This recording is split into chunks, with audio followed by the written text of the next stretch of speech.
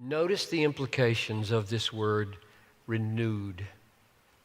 We are being renewed every day. If you are being renewed every day, what does that imply? It implies hope fades. Encouragement wanes. Your bucket leaks. I find that unbelievably encouraging. That the Apostle Paul says, I got a secret. And it isn't a secret of how never to need renewal. You can have an experience, don't need renewal anymore. That's not the message. In fact, the message is unbelievably realistic. Day by day, renewed, which means every day you leak, every day you fade, every day you get depleted.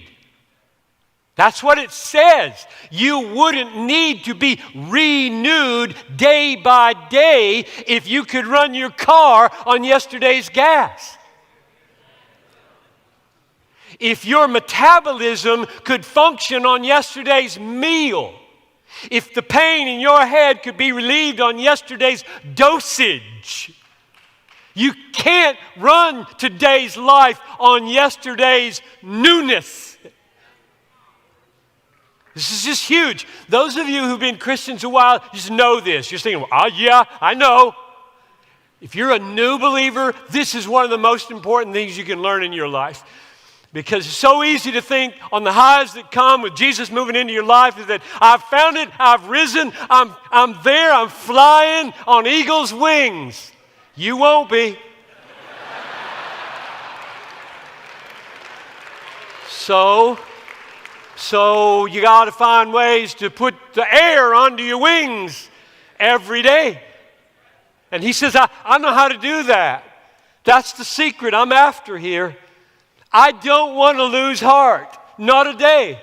I want the secret of being renewed every day, not a week, not a month. I want every day. I want to figure this out so that I can walk like this. I know life is going to be a battle. That's the implication of renew.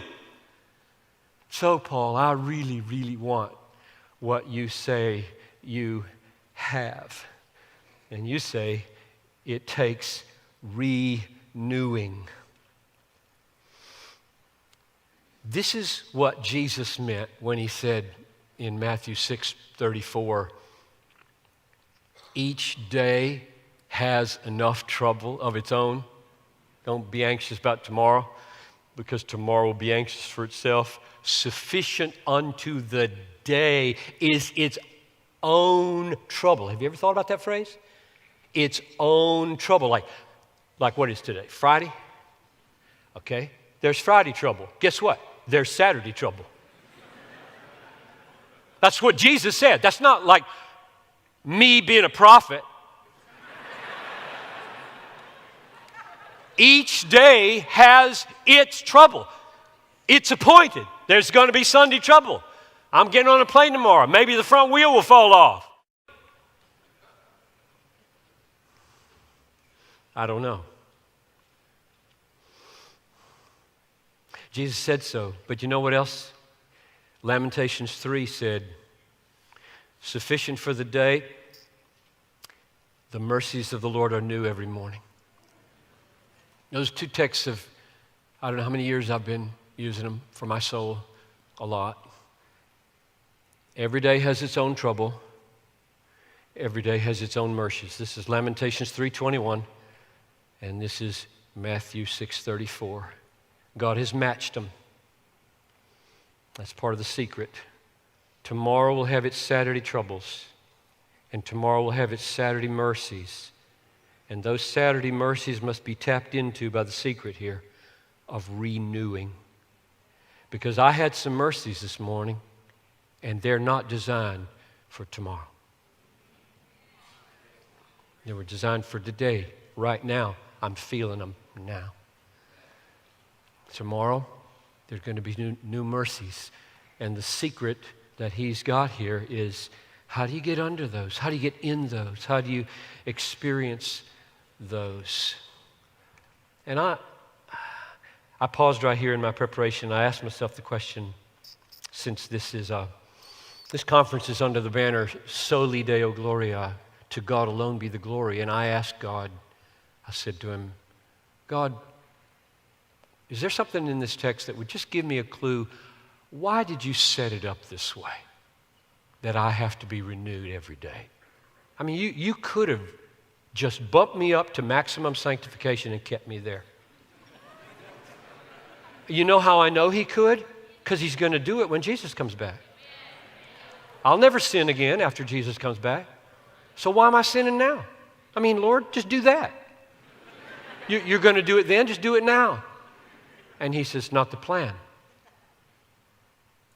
And to just go back and borrow the text from this morning, we have this treasure in jars of clay for a reason.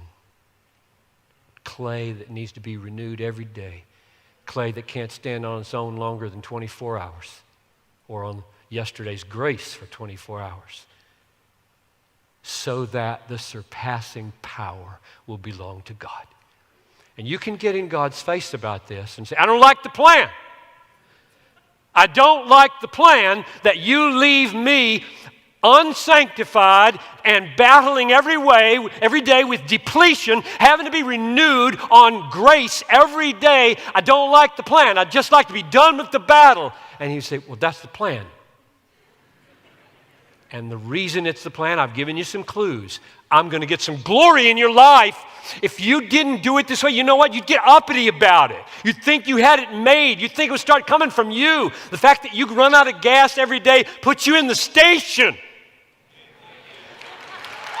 That's me. So God has his reasons for why he saves us in stages.